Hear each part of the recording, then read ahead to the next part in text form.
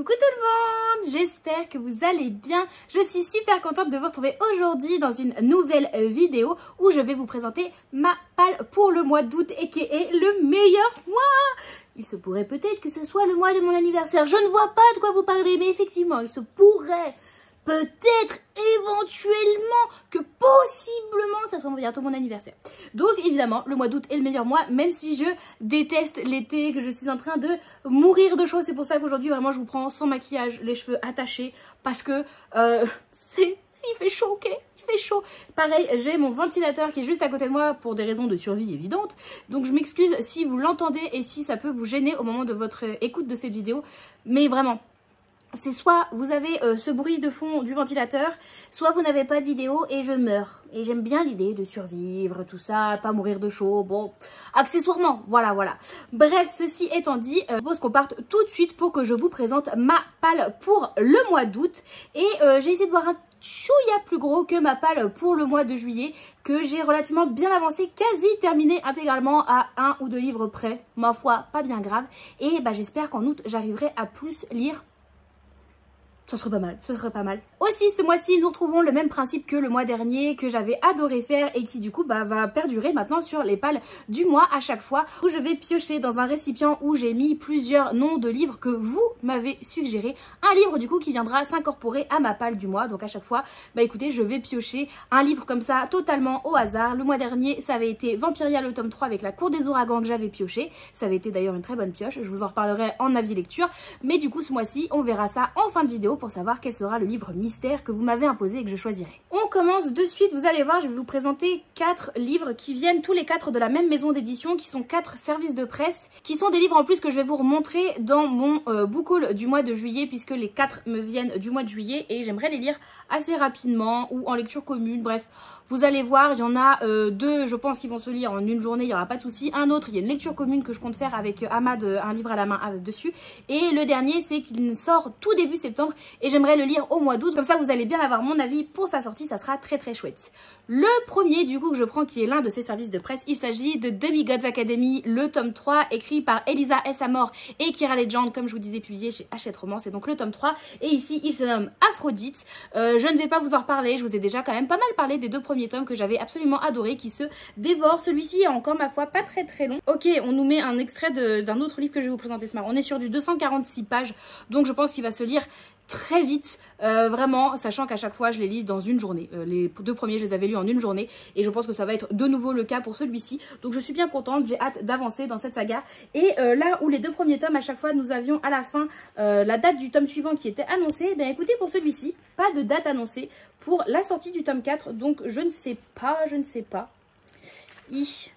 Je ne sais point, donc surprise, on ne sait pas. Sachant que je vous rappelle que c'est une saga en 12 tomes, donc c'est quand même une saga qui va s'étendre sur le temps. Ceci dit, on en est déjà au 3e tome sorti depuis, je crois que le premier est sorti en février. Donc on a quand même un très beau rythme, on est quasi à un tome tous les 2 mois. Ce qui est pas mal honnêtement. Et j'avais tellement adoré les 2 premiers tomes que j'ai très hâte de découvrir cette suite de saga. Le suivant, pareil, que je compte lire dans une journée, même en l'histoire peut-être d'1 heure, il s'agit de Pixels of You et c'est écrit illustré par Anant Hirsch et Yuko Ota, pareil, chez Hachette Romance, cette fois-ci dans leur collection du coup de graphiques. Ici, on va nous parler d'intelligence artificielle et d'une relation, je crois, FF, du coup, entre une personne un peu robotique, cybernétique. On nous dit qu'il y a une jeune fille humaine qui a été cybernétiquement augmentée et une autre qui est une des premières intelligences artificielles à présentation humaine. Donc on va voir ces 2 jeunes filles, je sais pas comment dire du coup, oui si on va dire jeunes filles, ces 2 jeunes filles évoluer l'une vers l'autre et j'imagine qu'il va y avoir un développement et une idée justement sur les intelligences artificielles, sur ce futur comme ça, qui personnellement me fait un petit peu peur, je vais pas vous mentir, la prédominance comme ça du robot et des machines sur l'humain me fait un peu peur. Je sais que c'est le futur, hein, concrètement, mais bon, je trouve ça un peu flippant. Et du coup, j'ai hâte de voir le point de vue et peut-être le développement que nous apporte ce graphique sur ce point-là, même si à l'heure à laquelle je vous tourne cette vidéo, nombreux des partenaires Hachette qui ont reçu ce graphique l'ont déjà lu et avaient l'air de dire que le développement et que le propos était peut-être pas assez poussé. Donc à voir, comme il est très court, hein, il doit faire 250 pages, peut-être même pas, il fait 175 pages. Je pense que ça sera l'histoire d'1 heure ou 2 à grand max pour le découvrir, donc je vous en reparlerai du coup sur la vie lecture du mois d'août. Un autre service de presse, toujours de chez Hachette Roman, mais cette fois-ci qui n'a rien à voir. Il s'agit de Ma chère Juliette, écrit par Justine Bull. On est ici sur une romance contemporaine et surtout sous forme épistolaire, et je trouve ça très très chouette, qui a l'air de reprendre un petit peu des codes de Shakespeare avec Roméo et Juliette, puisqu'on va avoir un personnage qui se nomme Roméo et qui écrit à sa chère Juliette. Comment vous dire que moi je trouve ça très très chouette. Apparemment il est touchant, donc je m'attends à bien chialer avec Saint-Max. Voilà, c'est du Hachette Roman. En plus les romances Hachette Roman en général se dévorent bien. Et sur les quelques que je leur ai demandé, bah, j'ai eu plutôt des bonnes expériences dessus, à part une ou deux peut-être. Je pense principalement à B comme Book Boyfriend, qui pour le coup pour moi l'avait pas du tout fait avec moi. J'avais eu des bonnes expériences, ceci dit. Je pense à Sam et Sam, Dunbridge Academy ou Dans notre univers nous sommes infinis entre autres, qui étaient du coup des romances proposées par la maison d'édition et qui me permettent de voir que bah si la romance ça peut le faire avec moi. J'espère que là ça sera aussi le cas, et c'est cette lecture là que je compte faire en lecture commune avec Ama du coup. Donc on va se jeter dedans, je sais pas trop quand, en août. On verra ça entre elle et moi, et j'espère du coup vous en reparler pareil à la vie lecture en fin de mois. Et le dernier service de presse du coup que je compte lire pour le mois d'août, il s'agit du coup de la fameuse sortie qui n'est pas encore disponible en librairie et qui le sera début septembre, mais que nous avons reçu en avance de la part de la maison d'édition et qui va être, vous allez voir, l'objet livre est magnifique et l'histoire a l'air vraiment très très chouette. Il s'agit de La tisseuse de mélodie, écrit par Sarah Abbasi, donc c'est publié chez Hachette Roman aussi. Regardez-moi, donc il sera disponible en relié. Alors je sais pas, vous vous rendez pas compte du coup, mais il est très lourd. Un peu comme pouvait l'être L'Engrangetant, le tome 2. Déjà regardez-moi ce jaspage vraiment qui est magnifique. Derrière on est là-dessus, on est tout plein de dorures, c'est Thibaut. Donc c'est un tome 1 sous la jaquette. Hop, je vous montre d'abord le livre en lui-même. Sous la jaquette on est comme ceci, très très beau. C'est trop beau, c'est trop beau. On a une première page de garde comme ça. Pareil, l'illustration est magnifique. Et la deuxième page de garde comme ceci. Hop. Qui est, du coup, on a deux illustrations différentes qui sont très belles. Et vraiment, ils sont allés pousser le détail très très loin. Le roman commence comme ceci. Donc avec des présentations quand même assez sympathiques. Hop, pour finir le prologue, on a une clé de sol par exemple. Ça c'est le tout début, c'est vraiment juste après le prologue, donc je vous spoil rien, ne vous en faites pas. Et vous voyez, on a les entêtes de chapitre du coup qui sont comme ceci, et ils sont allés jusqu'à pousser le délire sur la pagination, qui est vraiment très très chouette. Bref, il est très beau, et à l'arrière de la jaquette, nous avons la carte. Tadam! Trop belle. Trop belle, bref, l'objet livre est magnifique et j'ai hâte de pouvoir le découvrir, de voir du coup cet univers de fantasy qui parle énormément du coup de musique, comme le titre peut le laisser comprendre. J'ai pas envie d'en savoir beaucoup plus. J'adore la musique, j'ai fait de la guitare, j'ai fait du violon pendant des années, donc écoutez, la musique, en plus ceci dit classique que j'apprécie beaucoup, font partie de moi aussi, donc j'ai hâte de voir ce que va nous proposer l'autrice que je ne connaissais pas du tout pour ma part, et hâte de voir ce que ça peut donner. Je vous en parlerai du coup juste avant sa sortie en librairie pour que ça puisse possiblement vous aiguiller pour savoir si oui ou non c'est un livre qui peut être fait pour vous et qui pourrait vous plaire. Les services de presse étant passés, maintenant, eh bien écoutez, j'ai plein de livres à vous présenter que je compte lire sur le mois.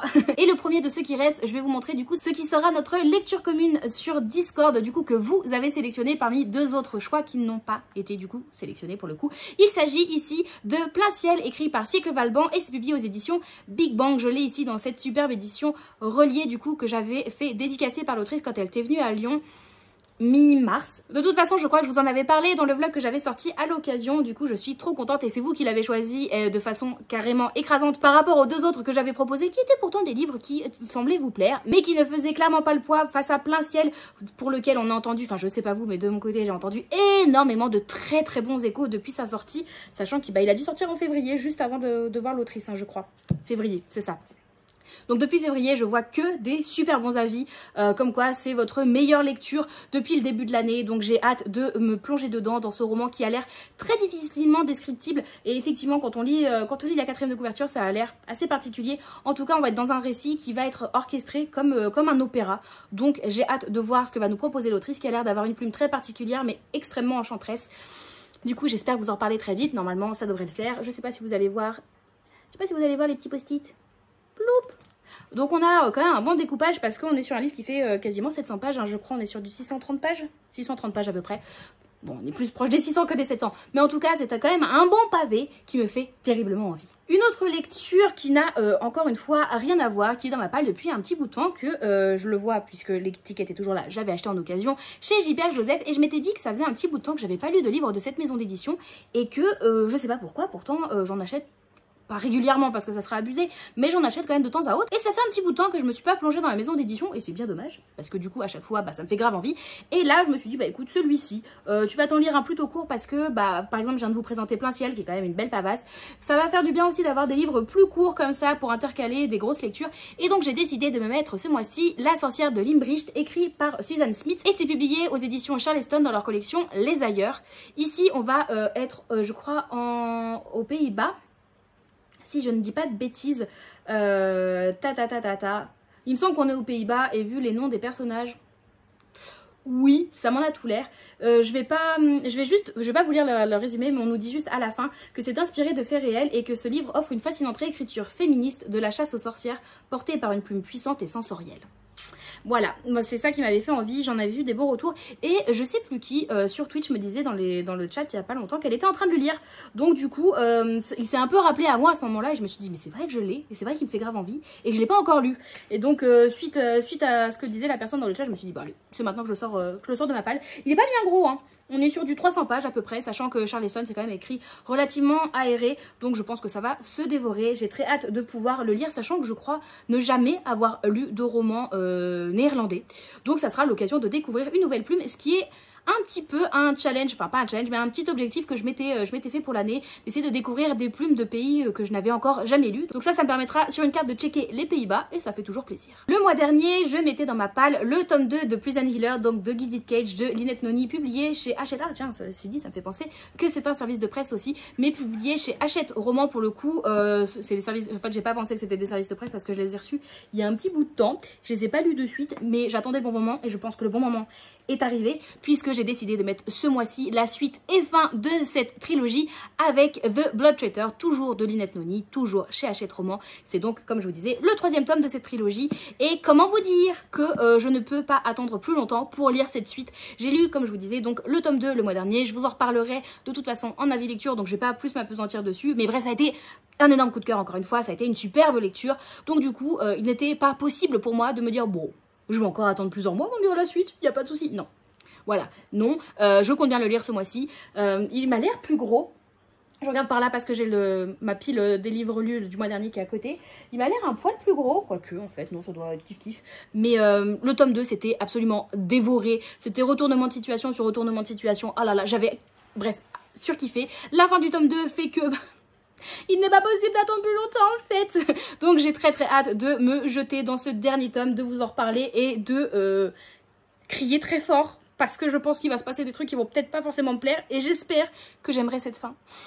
Bref, une très bonne saga qui, pour en avoir lu les 2 tiers, je vous conseille fortement, et que j'espère pouvoir terminer du coup sur le meilleur mois de l'année. Une autre lecture commune que j'ai prévu de faire ce mois-ci, cette fois-ci avec mon amie Émilie de la bibliothèque d'Emilia. On s'en était parlé le mois dernier ou il y a 2 mois, je sais plus trop quand. Vous savez peut-être, pour ceux qui me suivaient à ce moment-là, que l'année dernière avec Émilie, on avait fait une lecture commune sur un roman Hurlevent, celui écrit par Juliette Galliani qui se nomme Nuit d'orage à Haute-Rive, qu'on avait donc lu en lecture commune / lecture chauvine, étant toutes les deux lyonnaises à ce moment-là, puisque c'est un roman qui se passait à Lyon, et on avait décidé de le lire ensemble. Du coup ça avait été une superbe expérience. En plus on avait adoré le lire ensemble, et on avait adoré le livre tout court, donc ça avait été vraiment une superbe expérience en tout point. Et on s'est dit tiens, ça me fait penser que ça fait très longtemps qu'on n'a pas lu de Hurlevent. Elle comme moi on s'était fait la réflexion que ça faisait un bout de temps qu'on accumulait certains Hurlevent et qu'on les lisait pas, et que pourquoi pas réitérer l'expérience et donc de faire une lecture commune dessus. Autant perso c'est pas quelque chose qui a de l'impact pour moi, autant Émilie est très saisonnière au niveau de ses lectures. Donc parmi sa palle de Hurlevent, elle m'a dit ok bon celui-ci je me vois pas le lire maintenant, celui-ci non plus, par contre on peut se lire soit celui-ci, je crois qu'elle m'avait fait une sélection de 2 ou 3 livres Hurlevent, et on s'est donc mise d'accord sur Le Serment de l'Angre Brume, écrit par Josépha Juillet, donc publié chez Hurlevent. Elle s'appelle Juillet, on aurait peut-être dû le lire en juillet, je pense Émilie on a raté le coche. On n'est pas très forte. Et c'est un des premiers Hurlevent, enfin il me semble, qui a un univers un petit peu fantastique, donc j'ai très hâte de voir ce qu'il nous propose. En plus celui-ci, c'est celui, il me semble que j'avais acheté, pareil en mars en fait. Je l'ai acheté le même week-end que Plein Ciel, je me rends compte. Vous voyez, c'est le temps qu'il me faut. Ça se trouve, au moment où je vous faisais mon book haul du mois de mars, je vous disais oui, j'espère vous en parler dans pas très longtemps. Ben voilà, vous voyez que pas très longtemps, c'est concrètement à peu près 5 mois plus tard. Et donc je l'avais acheté quand les éditions Hurlevent étaient venues sur Lyon pour un festival littéraire. Et donc j'avais eu l'illustration avec mon achat. Hop, et le petit marque-page qui était les avantages que vous pouviez avoir en le précommandant, sauf que là où vous l'avez dédicacé en précommandant le livre, je ne l'ai pas eu dédicacé puisque l'autrice n'était pas présente au salon littéraire, mais ce n'est pas bien grave. Et dedans nous avons donc une carte qui change un petit peu justement des autres Hurlevent, puisque les autres Hurlevent se passe pas dans un univers fantasy, là où c'est le cas ici. Donc j'ai très hâte. Faudra que, je sais plus quand est-ce que Émilie m'a dit qu'elle voulait lire, je crois plutôt début de mois, donc faudra que je revoie ça avec elle, qu'on se fasse un petit découpage et qu'on essaie de se faire un petit rythme dessus. En tout cas j'ai très hâte de le lire. Les éditions Hurlevent pour l'instant j'en ai lu 2.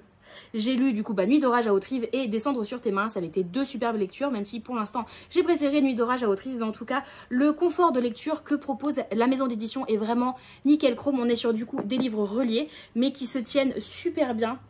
Hop, c'est écrit relativement gros, sans trop lettres. On n'a pas l'impression d'être pris pour des pigeons et d'acheter des pages blanches, donc ça c'est très cool. Et en début de livre vous avez, alors je vais poser... Hop.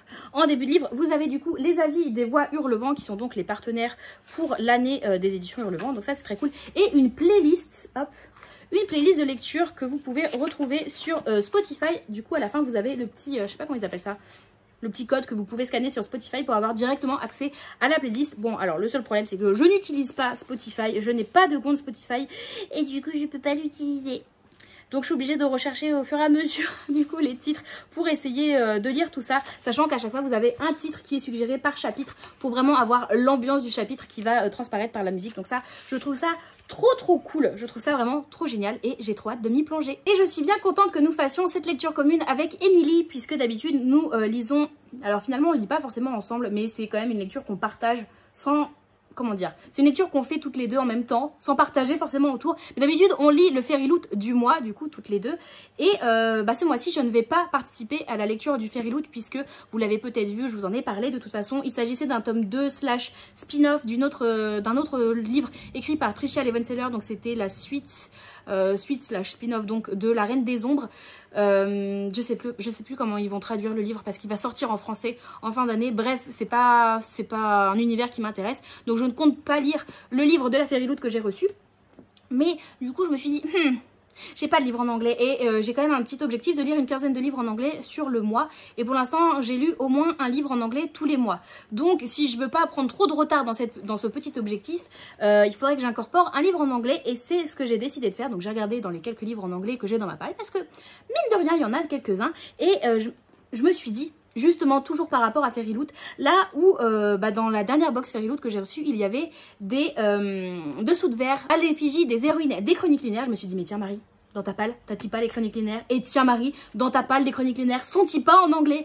Bien sûr que si. Du coup, je me suis mis le premier tome des chroniques linéaires, donc Cinder, c'est écrit par Marissa Meyer, c'est publié chez Squarefish si vous voulez, pour cette édition en anglais que je trouve très belle. Donc on est sur des livres brochés, mais qui sont en soft touch. Hop, là, je crois qu'en français, ils ont repris ce concept-là. Donc, tenez. Et chose que je trouve marrante, la couverture va pas jusqu'au bout. Je sais pas si vous allez voir. Hop. La couverture, c'est jusqu'au rose. Et du coup, quand on ouvre, hop, on a une illustration comme ça qui reprend du coup le personnage que l'on va voir. Et ensuite après à l'intérieur ils ont rien de bien foufou. C'est le livre comme ça, voilà, il n'y a rien de particulier à l'intérieur. Mais du coup je l'ai trouvé très joli. Et j'ai le coffret complet du coup que vous pouvez voir juste ici. Du coup vous pouvez voir le petit trou. Donc pour ceux peut-être qui ont bien observé l'arrière-plan avant ce moment de la vidéo, vous avez peut-être déjà vu que c'était celui-ci que j'allais vous présenter. Bref, j'ai trop hâte et comme ça je pourrais enfin savoir qui est qui. Je serais pas en train de vous dire mais je comprends pas parce que là elle a une pomme, mais en fait elle est de peau noire, mais là elle est plus de peau noire. Je vais comprendre. Je vais comprendre. Bref, j'ai très hâte d'enfin me lancer dans cette saga dont on a tellement entendu parler depuis des années et dont je voudrais comprendre l'engouement et du coup par la même occasion découvrir la plume de l'autrice. Et ça me fera une petite lecture en anglais pour le mois, donc c'est vraiment tout bénef. Alors d'ailleurs je me rends compte que le livre termine page 387 et que tout ça c'est du contenu bonus. Alors on a quoi? Ok, on a effectivement, on a du contenu bonus, on a des questions, on a une sorte de petite interview de l'autrice. Et ensuite, qu'est-ce qu'on a? Un guide de discussion. Intéressant. Je sais pas trop exactement ce que c'est. Et ensuite, on a les premiers chapitres du deuxième tome du coup de la saga, donc Scarlett. Bref, j'espère vous en reparler pour la vie lecture du mois prochain et du coup pouvoir continuer de lire au moins une lecture en VO par mois. Ce mois-ci, je me suis aussi prévu une deuxième lecture graphique. Je vous présentais en début de vidéo Pixels of You que j'avais reçu du coup de la part de la maison d'édition. Et je me suis dit, tiens Marie, c'est vrai qu'au mois de juillet, t'as pas lu une seule lecture graphique.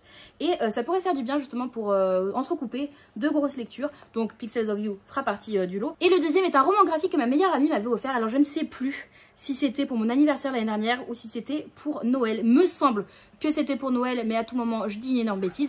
Mais c'est surtout que là je pense que c'est le meilleur moment pour le lire. Il s'agit de Ne jamais couler, écrit et illustré par Marie de Brouwer et Lucie Macaroni et c'est publié aux éditions Le Duc dans leur collection graphique. On est ici sur un livre qui va parler de grossophobie, d'image de son corps quand on est gros et encore plus l'été quand on est peut-être plus amené à se dénuder, dans le sens où se mettre en maillot de bain et qu'il est difficile d'accepter son corps quand on n'est pas dans les standards de beauté. Et c'est un roman qui me parle énormément puisque ça se voit mais je suis grosse, spoiler alerte. Et que cette année encore rebelote pour moi, très difficile de me dire que j'allais me mettre en maillot de bain alors que j'ai eu l'occasion d'aller dans une piscine, mais très difficile pour moi de me mettre en maillot de bain, très difficile d'accepter mon corps et j'espère que ce roman graphique me fera peut-être un déclic ou en tout cas j'ai hâte de voir ce qu'il peut proposer. Au niveau, vous allez voir, c'est très aéré donc ça va se lire quand même relativement vite je pense. On est sur des planches comme ceci. Hop, je vais essayer de vous en trouver une autre. Vous voyez, hop, comme ceci. Donc on va alterner des planches, une page complète avec des petits... c'est même pas vraiment des planches j'ai l'impression, c'est vraiment un dessin par-ci, un dessin par-là. Bref, j'ai très hâte de voir ce que ça va donner. Et une fois que je l'aurai lu, je le passerai aussi à ma meilleure amie puisqu'elle m'a dit qu'elle était intéressée pour le découvrir. Donc ouais, j'ai très hâte de le lire. J'en ai vu des bons retours quand il est sorti. Alors il est sorti il y a un petit bout de temps. Il est sorti il y a un petit bout de temps, en janvier 2023. Voilà, il a 1 an et demi. Donc bon, il date un petit peu. Mais pour moi, au niveau de la saison, on est parfait dedans. Et ouais, je vous en reparle très vite. Mais j'espère vraiment que je vais apprécier. Et du coup, ma dernière lecture avant d'aller piocher pour savoir ce que sera et vraiment ma dernière lecture du mois est un livre que j'ai reçu le mois dernier en cadeau de mon cher et tendre et que je me suis dit qu'il serait parfait pour intégrer dans un challenge littéraire créé par l'une de mes copines et qui débute tout début du mois d'août et qui s'étale sur 2 mois. Je parle bien évidemment de Johanna de la Citadelle de mes lectures qui a créé le Assassin's Book Challenge dont je vous mets le lien de la vidéo de présentation en barre d'infos. N'hésitez pas à aller voir tout ça et la soutenir justement dans cette création de challenge. Je sais ô combien c'est stressant de créer un challenge donc n'hésitez pas à aller lui apporter tout le soutien que vous pouvez et possiblement participer puisque vraiment l'idée est très chouette. Et donc pour l'une des catégories, je sais plus laquelle, je vous avoue, j'ai plus gardé les noms des catégories en tête sachant qu'elles ont des noms quand même assez alambiqués. Pour l'une des catégories, je me suis dit qu'il serait parfait pour moi d'incorporer The Foxglove King écrit par Hannah Whitten et c'est publié cette fois-ci aux éditions Brajlon. Je vous en parlais le mois dernier dans mon dernier book haul puisque comme je vous disais Axel me l'a offert. Et j'en sais pas beaucoup plus, enfin j'en sais pas du tout plus en fait depuis la dernière fois que je vous l'ai présenté où on va ici parler de magie, de mort avec une idée un peu de secte. Voilà, c'est les 3 mots-clés que j'ai retenus, les 3 mots-clés qui m'intéressent et qui me font comprendre que ça devrait être ma cam quand même. J'espère que ça sera, j'espère vraiment que ça sera chouette, mais déjà l'objet livre, enfin comment vous dire, l'objet livre est magnifique. Si le contenu est aussi beau que le contenant, on est très content, sachant que il me semble avoir vu que la suite paraîtrait d'ici la fin d'année. Alors je sais plus quand exactement, septembre, octobre, novembre grand max, je sais plus, septembre, octobre ou novembre, du coup en français. Donc ça pourrait être pas mal de lire ce tome 1 et savoir si oui ou non ça pourrait m'intéresser de lire la suite et du coup de me procurer en temps et en heure si c'est le cas. De toute façon je vous ferai un réel sur Instagram pour vous montrer ma pile pour l'Assassin's Book Challenge puisque là je vous en ai montré un, peut-être 2, peut-être 3, je ne sais pas. Vous verrez tout ça puisque comme je vous dis je vous ferai un réel Instagram pour vous montrer toute ma pile à lire pour le challenge de Johanna parce que vraiment il y avait trop de trucs qui donnaient envie et je me suis dit mais Marie, vas-y, participe, même si au pire tu réussis pas, c'est pas grave, ça me fait tellement plaisir de faire des pales à chaque fois. Et j'avais pas forcément envie de la faire en vidéo complète YouTube parce que je me dis déjà que je publie pas forcément énormément sur YouTube. Si en plus la moitié du contenu que je vous fais c'est des piles à lire, bon c'est bien gentil mais c'est chiant quoi au bout d'un moment. Donc je vais vous le faire plutôt en format court. Je me dis que ça peut être plus digeste aussi pour vous parce que des fois j'ai pas forcément envie d'expliquer le pourquoi du comment j'ai choisi ce livre là. On a des thèmes imposés, oui j'ai pris ce livre là parce qu'il est rentré dans les thèmes imposés, basta. Voilou. Il est donc temps maintenant de retourner dans la fameuse jarre de maman dans laquelle se trouvent les petits papiers pour savoir ce que sera la lecture que vous m'imposez du coup du mois. Alors je vais Mimi. Ça sera toi. Hop, j'ai donc choisi un papier. Je ne sais pas ce que c'est. On va voir. Hop, il s'agit de La Duchesse de Buckingham. Ça sera donc 2 romans Hurlevent que je lirai pour le mois d'août. C'est marrant parce que ça fait très longtemps que j'ai pas sorti de roman Hurlevent de ma palle. Et là, sur le même mois, il y en a 2 qui sortent. Donc c'est La Duchesse de Buckingham, écrit par Shannon Malka, publié du coup aux éditions Hurlevent. Celui-ci, en plus, je l'ai eu avec le petit marque-page. Donc ça sera nickel ou bilou. Je vais pas vous refaire tout mon laïus sur les éditions Hurlevent et ô combien je les aime, puisque bah du coup... c'est la même chose ici. Et celui-ci en plus c'est le livre qui me tente le plus de toute leur collection. En tout cas de ceux que j'ai, je crois qu'il m'en manque un des éditions Hurlevent pour vraiment être 100% à jour dans leur parution. Mais c'est celui qui me tente le plus, donc je suis trop contente. Je ne sais plus encore une fois qui m'avait imposé cette lecture. Si tu te reconnais, mets-moi un petit commentaire en disant c'est moi. Mais en tout cas merci. Et j'ai très hâte de le dévorer. Il n'est pas très long non plus, donc... j'ai bon espoir de pouvoir le découvrir. Et bah écoutez, 2 Hurlevent pour le prix d'un. C'est très chouette. Ça en est donc tout du coup pour cette palle pour le mois d'août, qui est toujours le meilleur mois de l'année d'ailleurs. J'espère que vous avez retenu la leçon. Je vous attends en commentaire pour me dire si un ou plusieurs des livres que je vous ai présentés vous donnent envie. Vous l'avez lu, vous l'avez aimé, vous ne l'avez pas aimé, tout ça. Dites-moi ça en commentaire, que je vous lise et que je me motive à lire plus ou moins rapidement du coup les différents livres de cette palle.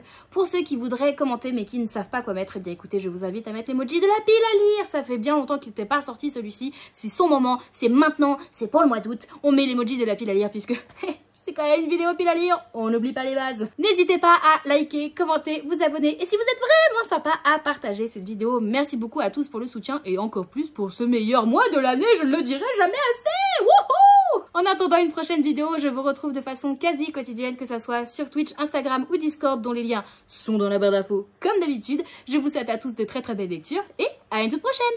Bye bye!